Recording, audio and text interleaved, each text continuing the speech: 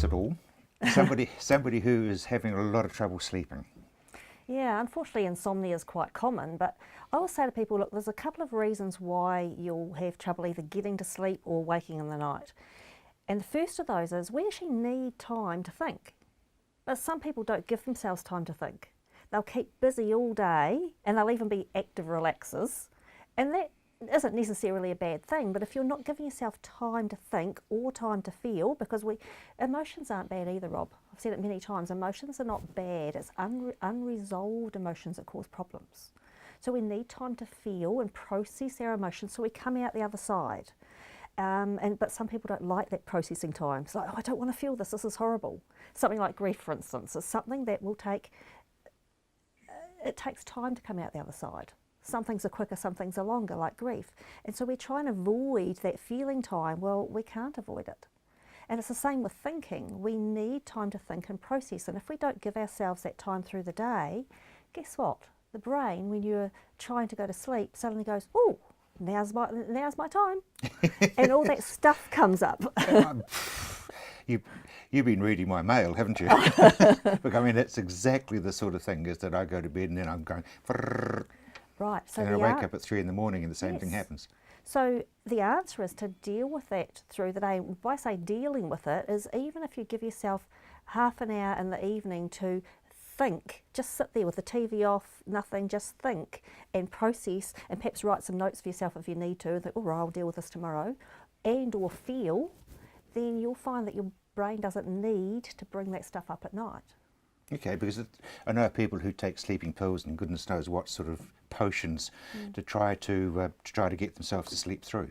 Well, the problem with that is you're treating the symptom and not the cause. It's like if the oil light goes off, goes on in your car, it's like putting a piece of tape over it so you can't see it. Okay, you want to treat the cause, and the cause is not. So I said there was two reasons. The first is that we do need thinking and processing time, and if you don't give it to yourself, it'll happen at night. The second reason is we need feeling time. Now, it's not just about what's going on in our life now, but about the unresolved stuff from the past. And sometimes in our current life, something can trigger unresolved stuff from the past, and it can come up in the night. So finding a way, and of course, as you know, that's what I do, is helping people to process those emotions, whether they're from the past or current. And it's not just emotions, it's beliefs, those negative thoughts, so that they're not interrupting our sleep, because they have a bad habit of doing that. So things like lack of self-belief, even though we won't admit to it? Yeah. Not admitting to it, that's a very wise thing for you to say, because a lot of what's coming up in the night is stuff that we're not walking around with consciously in our head, because it's subconscious. So because the subconscious mind is huge, about 95 to 99% of our mind in actual fact. So yes, you say that even though you're not aware of it, and some people might say, look, I've got no worries, there's nothing I'm worried about, there's no reason why I should be not sleeping, but that's because they've been very good at pushing it down. Now, you mentioned self-belief. Yes, if we don't have a good sense of self-belief or self-worth, then we tend to have a negative view of our life going forward, that it's not going to be as good, that we're not going to be as good, and of course that's a worry. Worry's going to pop up at night. The other thing is that we're very, very vulnerable when it comes to tall poppy, and we don't stand up and go, I'm good at that. Yeah, and it's funny when people do, you look at them a bit funny, as if to say, oh, they think a lot of themselves, don't they? Yeah, you instantly go, who do you think he is? Yeah, we are programmed to think poorly of ourselves, and that has to change. Because when we think well of ourselves, and of course, as you know, that's a large part of what I do with people, helping them to love and accept themselves and have self-worth and feel that they're deserving and worthy. Because when we feel, if you don't feel deserving or worthy or good enough, it's very, very hard to attract a life, because we tend to attract that which matches our thoughts, beliefs and emotions. It's very hard to attract a life that's going to be great when you're not feeling great. Would that be why this attracting whatever is when you are down, you've got financial problems, the world just implodes onto you? Mm-hmm. Yes, because the more you focus, because you know what worry is, Rob? Worry is focusing on what you don't want. And with law of attraction, the more you're going to attract to you that which matches your vibration. So when you're thinking about what you don't want, i.e. your lack of money, you're actually going to attract more of what you don't want.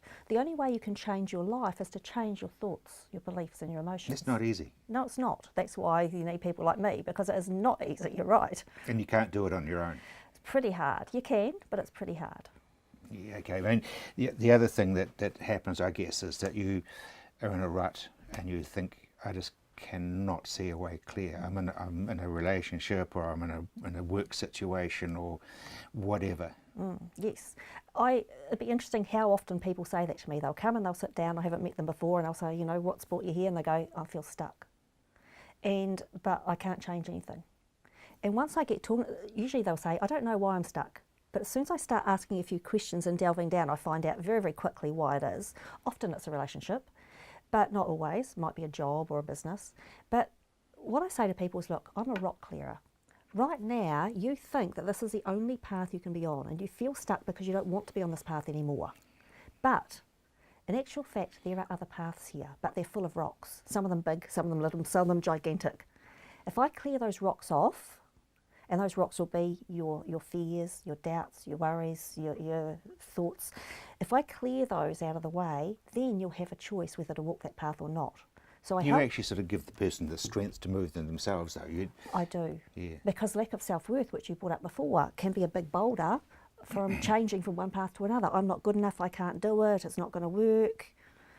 We need to clear all of those things out of the way. Complicated things, heads, aren't they? Yes, and emotions are very complicated. Karen, thank you very much You're indeed. welcome.